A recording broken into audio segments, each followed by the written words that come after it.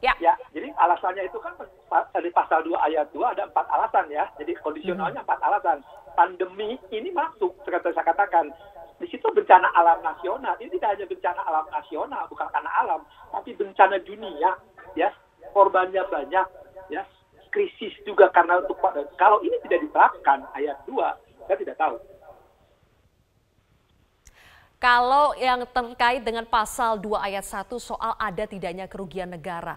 Sejauh ini kan pasal yang diterapkan adalah pasal suap. Berarti uang diterima dari pemberi suap, bukan dari uang negara. Nah, menurut Anda sebetulnya apakah ada potensi kerugian keuangan negaranya? Ayat 2 ayat 1 itu adalah deliknya formil, tidak butuh akibat. Silakan baca penjelasan ayat 2 ayat 1. Itu deliknya delik formil, tidak butuh akibat.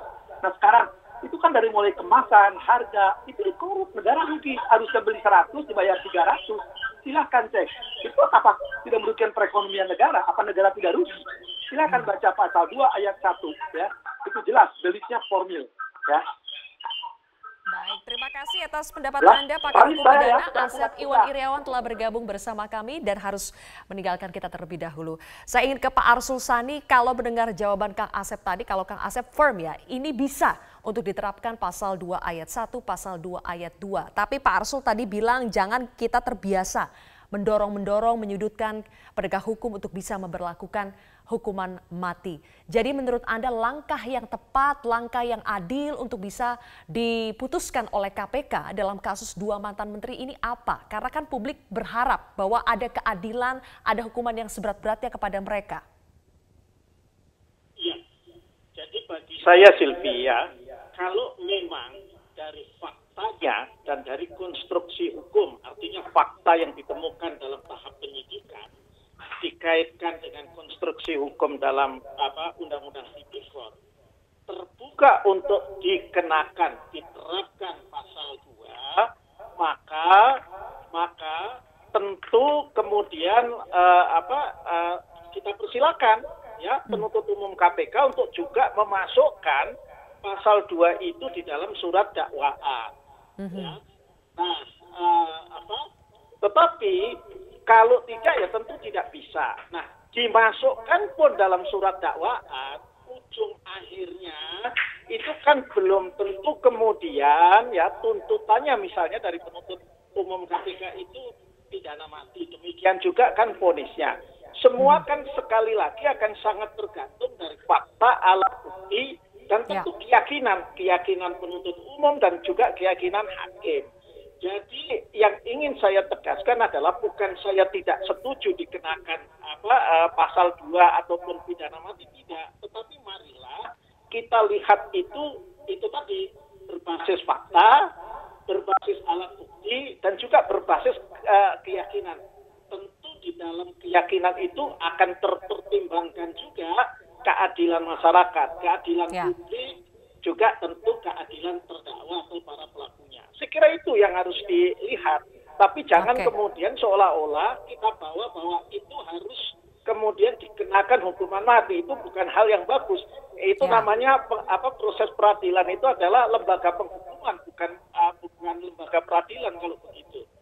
Oke, prinsipnya adalah keadilan bagi semua pihak, keadilan yang berdasarkan dengan fakta. Pak Gufron, saya kembali ke Anda. Selama ini kan KPK belum pernah mengenakan pasal hukuman mati terhadap tersangka. Baru sampai hukuman penjara seumur hidup saja. Apakah memang sulit untuk membuktikan sekaligus ada unsur kerugian negara dalam keadaan korupsi dilakukan dalam keadaan darurat, keadaan tertentu sesuai dengan ketentuan pasal 2 ayat 2, dan juga sekaligus pasal suap. Apakah memang sulit membuktikan ketiga-tiganya?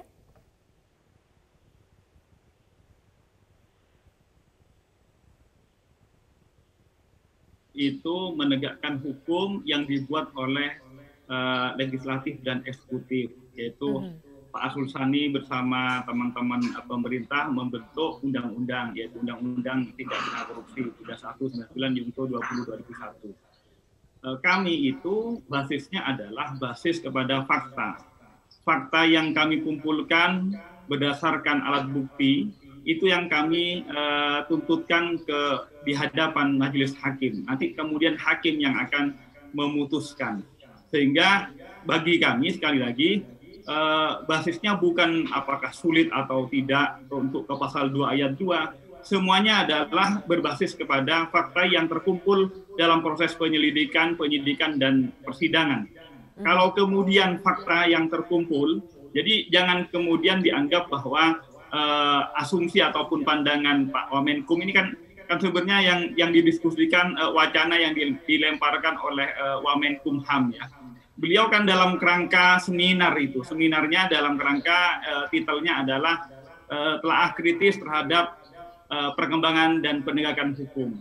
Beliau ya bisa saja menyampaikan kalau, artinya sebenarnya yang disampaikan itu kalau terbukti pasal 2 ayat 2 bahwa kondisinya saat ini adalah kondisi pandemi COVID, kemudian yang bersangkutan atau pelakunya adalah pejabat yang memiliki tanggung jawab luas, mestinya melakukan sebaliknya tapi melakukan korupsi, itu layak untuk kemudian dituntut dengan pasal 2 ayat 2 yaitu pidana mati, ancaman pidana mati. Itu kalau.